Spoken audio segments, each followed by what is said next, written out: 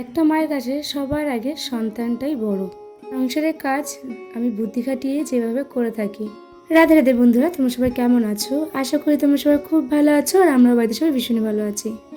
সকাল সকাল তোমাদের সাথে নিয়ে ব্লগটা স্টার্ট করে দিয়েছি। আই হোপ তোমাদের ব্লগটি ভালো লাগবে। পুরো ভিডিও সাথে থাকার অনুরোধ রইল। ঘুম থেকে এক কাপ কফি নিয়ে আমি চলে গেলাম বাইরে। কফিটা খেয়ে দিয়ে এই যে এনার্জি একদম ফুল করে চলে আসলাম ঘরে। ঘরে এসে এই যে সংসারের কাজে লেগে পড়েছি। কিন্তু সংসারের আগে জানো তো, সন্তানটাই আগে আমার মনে হয়, তারপরে হচ্ছে সংসার। কিন্তু এই যে সংসারের ভালো মন্দ সব কিছুটাই আমাকে দেখতে হবে। তাছাড়াও সবার আগে আমি হচ্ছে এখন মা। যে মা হচ্ছে সন্তানের কি ভালো লাগা কি খারাপ লাগা, ভালো সন্তানের কীভাবে ভালো লাগবে মন্দ হবে, সেইটাই হচ্ছে আগে মানে মা হচ্ছে সেটাই চিন্তাটা করে। সেরকম আমিও করে থাকি। তারপরে আমার সংসার।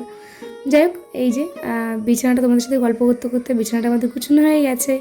আর এই বিছানা টান টান করে নিয়েছি। দেখো বিছানাটা কত মেজে ছিল, সেটাকে গুছিয়ে একদম ক্লিন করে নিয়েছি। আর এই যে কালকে দিদি একটা আমাকে জুতো গিফট করেছে, এই জুতোটা। তো ওই যে আমার জুতোটা আগে একদিন পছন্দ হয়েছিল। দিদি আর আমি ওই যে মনার জন্মদিনের দিন কেক আনতে এসেছিলাম, তখন এই জুতোটা দেখেছিলাম, আমার খুব পছন্দ হয়েছিল। তো সেদিনকে আমি আর নিইনি। তো যাই হোক, দিদি আমাকে ওই তখন দেখেছিল যে আমার পছন্দ হয়েছিল, তাই দিদি পরে এসে আমাকে কালকে এসে কিনে দিয়েছে জুতোটা। জুতোটা কেমন হয়েছে তোমরা প্লিজ কমেন্ট করে জানিও। আর সত্যি কথা বলতে গেলে এই যে জুতোটা দেখলে, এই টাইপের জুতোই আমি বেশিরভাগ পরি। আমি কিন্তু অন্য কোনো টাইপের জুতো পরি না। আমার বেশিরভাগ দেখবে জুতোগুলো এই টাইপেরই, মানে এই ডিজাইনটাই এই টাইপের হবে। তো আমার ভীষণ কমফোর্টেবল হয় এই টাইপের জুতো পরতে। তুমি নর্মালি যেখানে জিন্স বলো শাড়ি বলো সব কিছুর সাথে এইগুলি এই জুতোটা ক্যারি করে মানে পরা যাবে। যাই হোক, এদিকে জুতো পুতো তোমাদের তো দেখিয়ে নিলাম। ঘর দোর পুরো ক্লিন করে এই যে কালকে দিদি আসার মানে মা দিদি বাড়ি গিয়েছিলো, তো দিদি বাড়ি থেকে কতগুলি হচ্ছে ফুল গাছ নিয়ে এসেছিলো ডাল ভেঙে। তো সেই ডালগুলি এখন হচ্ছে আমি একটু পুঁতে লাগিয়ে দিচ্ছি। কেননা এখন তো বর্ষা বৃষ্টি হয় প্রায় সময়। তো ওই জন্য ভাবলাম যে কাজ করি, গাছগুলি পুঁতে দিই। যদি কয়েকটা ফুল গাছ হয় তাহলে আমার আর ফুলের চিন্তা করতে হয় না। যাই হোক, ফুলের ডালগুলি সব লাগিয়ে ফেললাম। 4-5টা ডাল ছিল, লাগিয়ে থাকি। এই যে চলে আসলাম ছাদে জামা প্যান্ট মেলতে। কালকে কেচেছিলাম কিছুটা জামা প্যান্ট, সেই জামা প্যান্টগুলি হচ্ছে নিচে কিছুটা মিলেছি। আর এখন আমি স্নানটা সেরে নিলাম, তার জন্য এই যে স্নানের জামা প্যান্টগুলি এখন মেলে দিচ্ছি।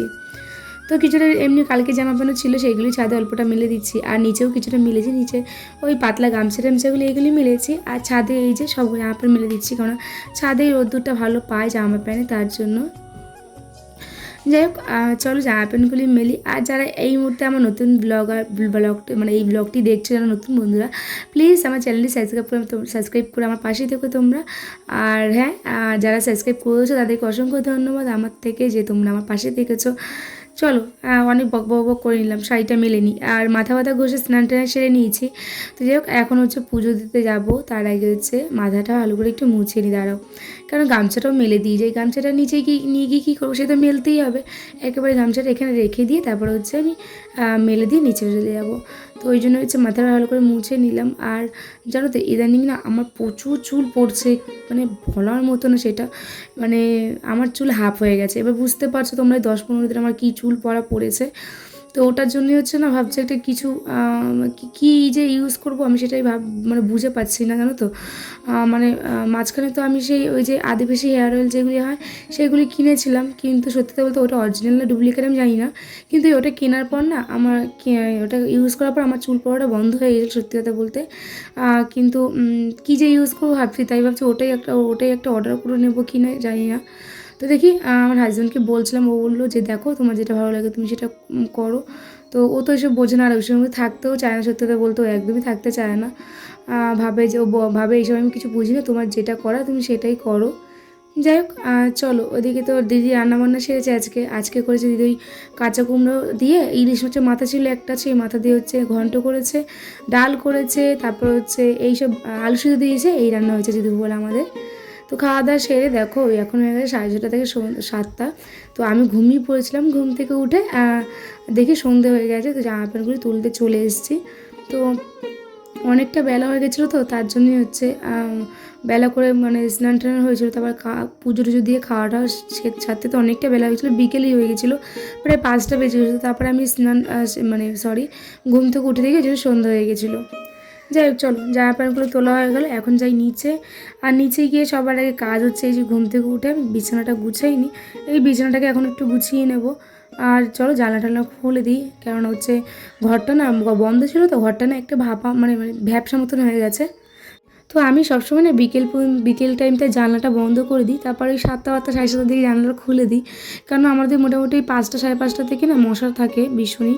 তো ওই টাইমটাই বন্ধ করে দিই 7টা 7:30 পর্যন্ত, তারপরে হচ্ছে ওই তারপরে জানলা টানলা খুলে দিই, কারণ ঘরটা ঠান্ডা হওয়ার জন্য। আর এই এখন যা ওয়েদার চলছে মোটামুটি ধরো ওই বিকেল থেকে বা রাত্রিবেলার দিকটা বৃষ্টি হয় বা কি ঝড় হয়, তো সেই হাওয়াটা যেন আমার ঘরে ঢোকে, তার জন্য জানলা ফাল্লা খুলে দিই। যাই হোক চাদরটা একটু বেরিয়ে এসেছিলো, চাদরটা একটু মানে ভালো করে বিছনার তলে রেখে দিলাম। এখন হচ্ছে এই যে আমি চাদরটা মানে এই বিছানাটা গুছানো হয়ে গেছে। এখন চলো একটু মাথাটা আছড়ে নিই, সন্ধে দেবো। আর হচ্ছে ভালো লাগছে না ঘুম থেকে উঠে না, আমার সত্যি জানো তো আমার সব থেকে মুড খারাপ থাকে বিকেলবেলা, মানে ঘুম থেকে ওঠার পর বিকেলবেলাটা আমার এত বিচ্ছিরি যে একটা মানে মুড থাকে না, তখন তোমাদের কী বলবো না, যে কোনো কথাতেই হচ্ছে কেউ কোনো কথা বললেই আমার মাথা গরম হয়ে যায় বিকেলবেলাটা। আর হচ্ছে মানে যাই করুক না কেন আমার একটা মাথা গরম থেকে থাকে ঘুম থেকে ওঠার পর, ভালো লাগে না মন মেজাজ। যাই হোক এই যে দিদি নিয়ে এসেছিলো একটু ফুচকা, তো সেই ফুচকা হচ্ছে আমি হচ্ছে খেয়ে নিচ্ছি এই যে। আর নিয়ে এসছে আইসক্রিম, ফুচকা আর আইসক্রিম।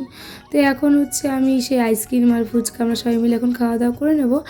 আর আমি খুব একটা যে ফুচকা খাই তাও না, তো হচ্ছে কী বলো তো ওই যে 2-1 সময় সবাই খায় তখন একটু খেতে মানে খাই, এছাড়া হচ্ছে আমি খুব একটা ফুচকা যে পছন্দ করি বা অমৃত সেরকমও কিছু না। যাই হোক এই যে চলো ফুচকা তো খাওয়া গেছে, আধ ঘন্টা গ্যাপ দিয়ে আমরা এখন খেয়ে নিচ্ছি আইসক্রিম, যেটা আমার ভীষণই ফেভারিট, ভীষণই পছন্দ। আমার আইসক্রিম বলো চকলেট বলো এগুলো আমার ভীষণই পছন্দ।